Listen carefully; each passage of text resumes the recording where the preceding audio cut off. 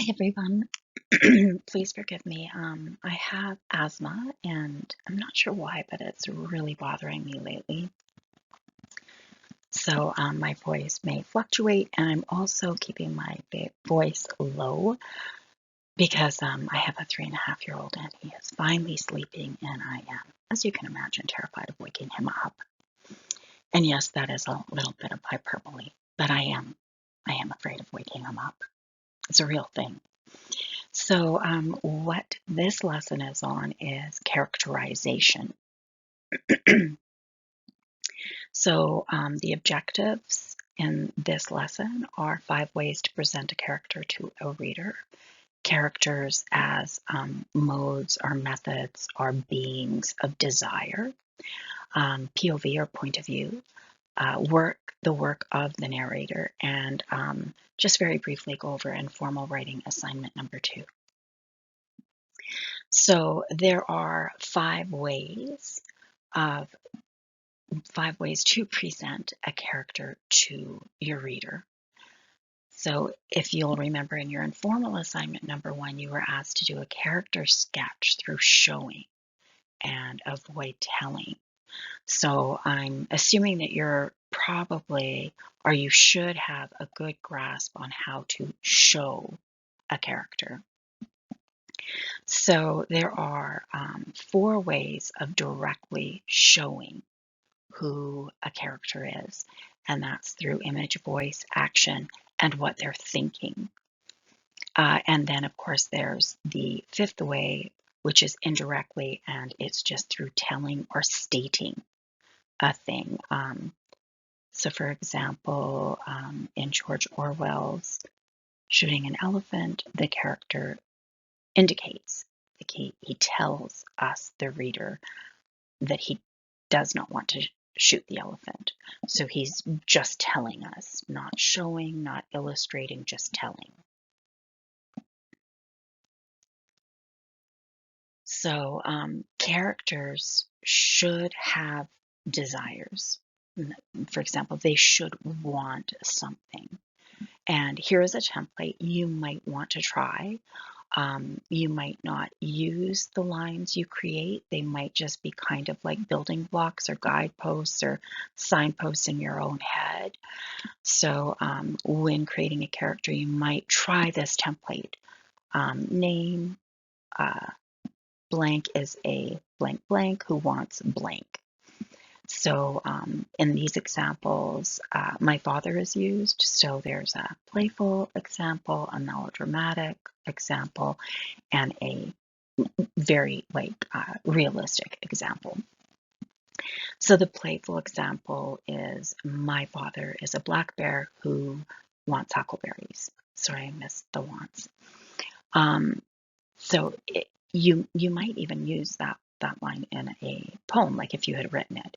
That may be a useful line in a poem. It may even be a useful line, depending on what is surrounding it, in a short postcard short story, a fiction piece, a novel, a novella, etc. Or you might just want to, like for me, I often will have these kind of things just written on painter's tape, and I tape them on the wall. I know that sounds weird. And I'll just have these like kind of descriptions of my characters taped, often as well with a timeline, especially if I'm working on a novel. So I might have something like, if I'm writing in first person, my father is a black bear who wants huckleberries. And for me, that would always remind me that maybe he's a big burly person, maybe with black bushy hair, and he has probably like this kind of insatiable sort of hunger where he just wants everything. He's always wanting things. Or you might try being melodramatic. My father is a starving orphan who wants a home. And for this, that sentence might remind the writer that this character of the father is always looking for stability, wants to be responsible, wants to be viewed as responsible. Maybe he is always hungry. is always searching for parents or a family.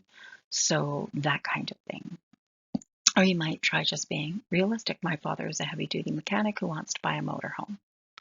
And that might just be what this character is. And you might like then circulate around like maybe he's a simple man with, and I don't mean that in a disparaging way, maybe he's a simple man with simple desires and simple wants, and he lives kind of this very uncluttered life. And uncluttered, I mean more emotionally than in other ways.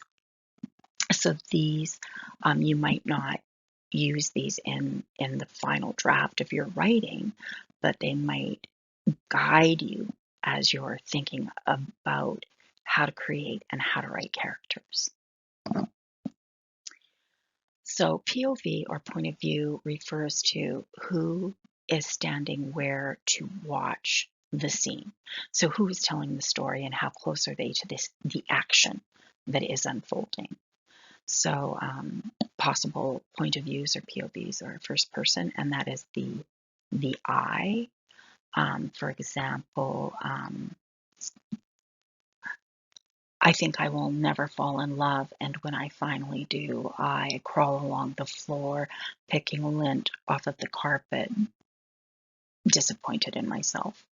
Sorry, that is completely off the top of my head, so forgive me. But there you're saying like the narrator being the person who is telling the story is also the I, and I mean that in the pronoun, the I of the story. The second person is you. So when we say second person narration, we are referring to that the pronoun you. And so, for example, you fall in love. You rip your poster off the wall in frustration. So the person being told about the scene is like the implied reader. So often, if you're saying like you, it seems very directed at the reader. Third person refers to the pronouns he, she, or they.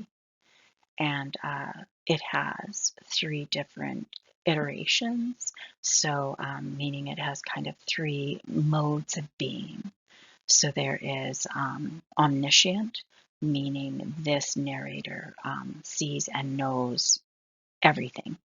It doesn't mean you can necessarily believe that narrator, but that narrator is writing from a viewpoint of knowing everything, knowing what every character is thinking, knowing what every character is doing, knowing what every event is going on. So they stand outside of everything, and almost like they have like a godlike kind of view of events that are unfolding and people's thoughts. Limited omniscient usually refers to the narrator having access to normally one of the character's points of view. Like he or she or they can get into one character's thoughts, thinking, and sees kind of like we know what they're seeing, we know what they're thinking. There are different ways limited omniscient can work. And of course, there is also objective, which is you don't really know more as a reader than the various characters, so that the narrator is only writing very limitedly, very objectively, doesn't have access to the characters, doesn't have access to their thinking. So no matter the position that the person is in telling the story, that person is always the narrator, but regardless of what that position is, whether it's first person, second person, third person, limited, omniscient, objective, everything the narrator describes also bounces back or reflects back and characterizes the narrator. So everything that you write is of value and reveals something, even if it's just that thing, that small something about the narrator. So the narrator can reveal their own image, their own actions, their voice, thoughts, as well as images, actions, and voices of other characters, describing what was said and how it was said and by which characters. Narrators are characterized through description of other characters, description of events, descriptions of setting. So if we think about George Orwell shooting an elephant, we might really think like about what the narrator is telling us. So the narrator makes observations about himself in this short story. Like as I mentioned earlier, I didn't want to shoot the elephant. So he's just telling us about himself, like he's just stating it. Beyond his telling, he also shows us other characters, setting, and these elements, these things he's telling us about reflect back on who he is. So he writes, no one had the guts. So like, what does this really mean? And what does it reveal about this unnamed narrator in shooting an elephant? Does it mean that he also didn't have the guts, that due to like this fear of being kind of laughed at, he forces himself? Or is he like kind of indicating that he lacks respect for these people that he is describing, that they're all like kind of this one lump and no one had the guts to do what he has the guts to do? And he writes, the Burmese population were quite helpless, or he's thinking this. So what, again, like what does he mean? Like the Burmese population were quite helpless. Is he elevating himself above this population that the British Empire is occupying? Or is he indicating that he too feels helpless? So he describes the population in interesting ways, like watchful yellow faces, and at one point a sea of yellow faces. So he's revealing racist thinking, and he conflates like the people with place, which is quite a colonial move. And we see his values, we see what he is like. So we know what he's thinking of the occupied people that are being colonized. And so he's revealing that. He's referring to the elephant, and he's describing this event, desperate, or he uses the words desperate, slowness, weakness, which again is mirroring back to what the narrator is feeling also about himself and his own situation in that event, that he is connected to the elephant in ways that disturb him. So for informal writing assignment number 2, and please read the assignment guidelines and thoroughly and carefully, that this assignment asks you to analyze a story and identify the point of view. So, and you can also, of course, analyze one of the poems. It doesn't have to just be a story. And the ways, note the ways in how the narrator is characterized by descriptions of character, setting, and event. And then using the character you wrote about for informal assignment number 1, write a 400-word scene that includes action, event, dialogue, character, and setting. Make sure every description characterizes you, the narrator. Write a 200-word reflection on the scene you wrote. Describe what you were going for in the scene. So I'm really trying to encourage you to write and think really carefully about what you're writing and how you're doing it. So, thanks. And of course, I hope this finds all of you well. And this is just advice. I'm not trying to be bossy. I'm just suggesting that you try to keep up on the informal assignments, just because I think it can be really difficult if you kind of leave them all five toward the end of the semester and try to kind of do them all at once. But of course, that is ultimately up to you, and you, of course, know your own schedule much more than I do.